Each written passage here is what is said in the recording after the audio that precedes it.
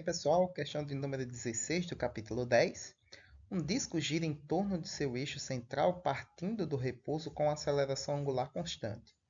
Em certo instante, ele está girando a 10 revoluções por segundo. Após 60 revoluções, sua velocidade angular é de 15 revoluções por segundo. Então, nós temos aqui um movimento de giro, né, dado em termos de voltas, né, que a gente sabe que se aparecer ou surgir a necessidade, a gente pode converter isso para radianos. Né? É só multiplicar por 2π, que é a quantidade de uma única volta em radianos. Aí nós temos o seguinte. Letra A. Calcule a aceleração angular. E letra B. O tempo necessário para completar as 60 voltas. Então, nós temos aqui na letra A a aceleração angular para essas características do movimento dado para esse ciclo. Nós temos ali uma animaçãozinha para o nosso exemplo, nosso enunciado dado. Então, está ali o nosso ciclo e um ponto vermelho de referência.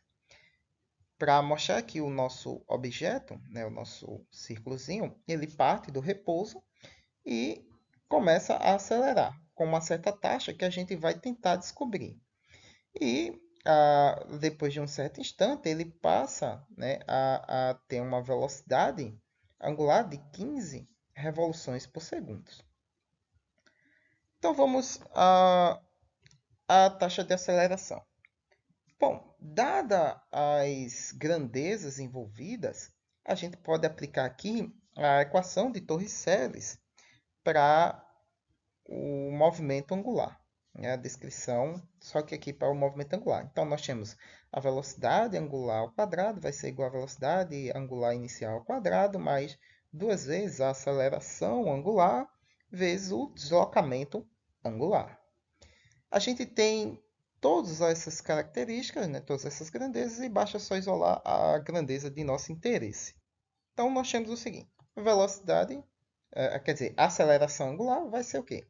A diferença entre a velocidade final e inicial ao quadrado sobre duas vezes o deslocamento angular.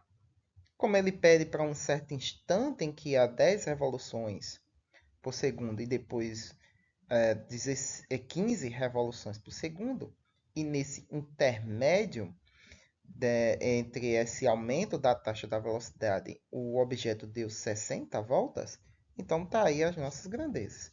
Então, velocidade final, 15 revoluções por segundo ao quadrado, menos a velocidade inicial, que foi de 10 revoluções por segundo, sobre duas vezes o deslocamento angular, que foi de quê? 60 revoluções por segundo. Como é que é em termos de revoluções? Quando você resolver a operação, vai ficar em termos de revoluções. Então, resolvendo, nós temos aí então que a taxa de aceleração, pelo menos nesse intervalo, é de 1,04 revoluções por segundo ao quadrado. Quer dizer, pelo menos nesse intervalo não.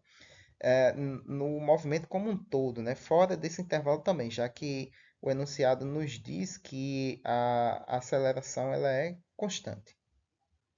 Então, na letra B, ele pede o seguinte: o tempo necessário para completar essas 60 revoluções.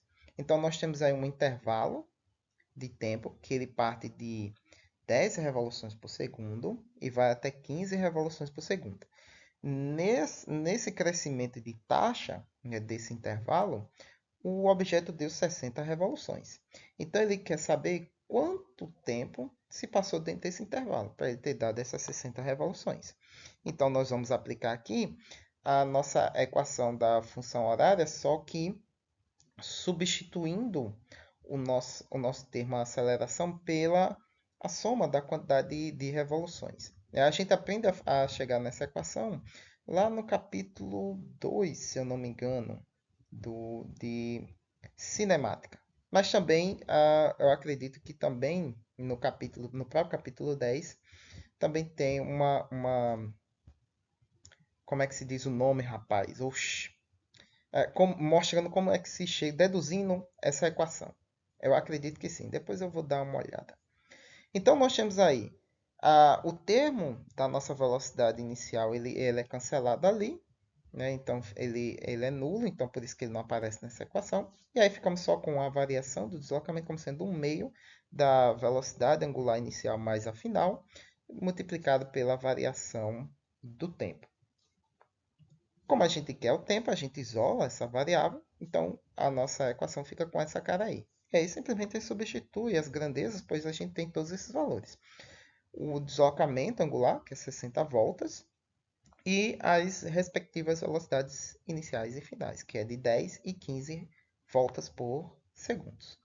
Resolvendo, nós temos que o intervalo de tempo em que isso ocorre é de 4,8 segundos, né? Quase 5 segundos. Na letra C, nós temos o seguinte: o tempo necessário para atingir a velocidade angular de 10 revoluções por segundo. Então, acredita aqui que ele pede, né, o que ele deve estar pedindo é a partir do repouso, né? Porque todo o intervalo que a gente resolveu aqui no enunciado A e B é entre 10 revoluções e 15 revoluções. Então, ele quer o tempo necessário para ele atingir essa velocidade de 10 revoluções por segundo. Então, se é para ele atingir essa velocidade, então ele está partindo de um valor anterior. E como a gente sabe que o enunciado diz que o objeto parte do repouso, então a gente entende-se que é a partir do repouso. Então, vamos lá. Para a gente calcular isso, a gente pega a função horária da velocidade. Então, nós temos ali velocidade que vai ser atingida, que é as 10 revoluções por segundo, a velocidade inicial, que é a partir do repouso, então zero, mais a taxa de aceleração multiplicada pelo tempo. A gente quer o tempo. Então, nós temos a nossa velocidade inicial, que é nula, né? Ele parte do repouso, e isola o tempo. Então, vai ser ômega sobre alfa, velocidade angular sobre aceleração, que a gente descobriu na letra A. Substitui os valores, então nós temos 10, que é a velocidade angular, 10 revoluções por segundo, sobre a aceleração, 1,04 radianos por ou revoluções por segundo ao quadrado. Era para eu ter colocado, né, as grandezas aqui, para ficar mais bonitinho, né? Colocar aqui revoluções por segundo e revoluções por segundo ao quadrado. Que aí você veria que corta, né, a grandeza, a revolução, e ficaria só o tempo. Então, resolvendo o quociente, vai ser de 9,6 segundos. Então, veja que ele para ir do repouso até 10 revoluções por segundo, o objeto vai levar aí quase 10 segundos para atingir essa velocidade. E na letra D, ele pede o seguinte: o número de revoluções desde o repouso até o instante em que o disco atinge a velocidade angular de 10 revoluções. Então veja que a gente sabe que dessa velocidade de 10 revoluções por segundo até 15, o objeto deu 60 voltas. E do repouso até 10, quantas voltas ele deu? Aí vamos aplicar. Vamos aplicar novamente a nossa equação de Torricelli, né? Já que a gente poderia também aplicar a função horária para o deslocamento angular acelerado, né? O famoso sorvetão, só que para o movimento angular, né? Já que a gente também tem a variável do tempo, né? Mas aí vai do gosto de cada um. Ou você usa Torricelli ou você usa aquela. No final das contas, você vai chegar no mesmo resultado. Então, nós temos aí a equação de Torricelli, onde o termo da velocidade inicial é nulo, já que ele parte do repouso, e você isola o deslocamento. Então, vai ser ômega quadrado sobre 2 vezes alfa. Ômega é a velocidade de interesse, que é 10 revoluções por segundo, e o alfa, vocês já sabem que é a taxa de aceleração obtida no item A. Substitui os valores. Eita, que tristeza, esqueci de fechar o parênteses. E resolve. Então, nós temos aí 48 revoluções.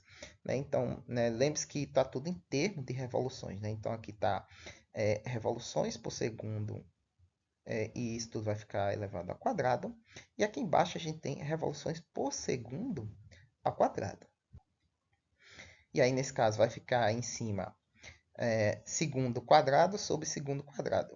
Dá um quociente, né? Em cima vai ficar revoluções, a revolução ao quadrado, né? Porque está elevado ao quadrado. E embaixo só revolução.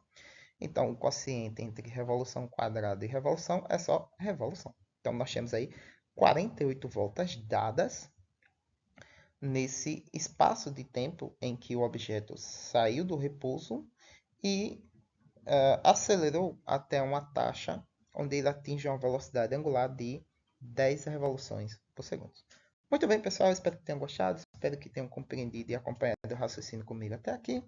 Curtam, compartilhem, se inscrevam no canal se você é novo aqui. E como sempre, dúvida, críticas e sugestões aí embaixo na caixa de comentários. E até a próxima questão.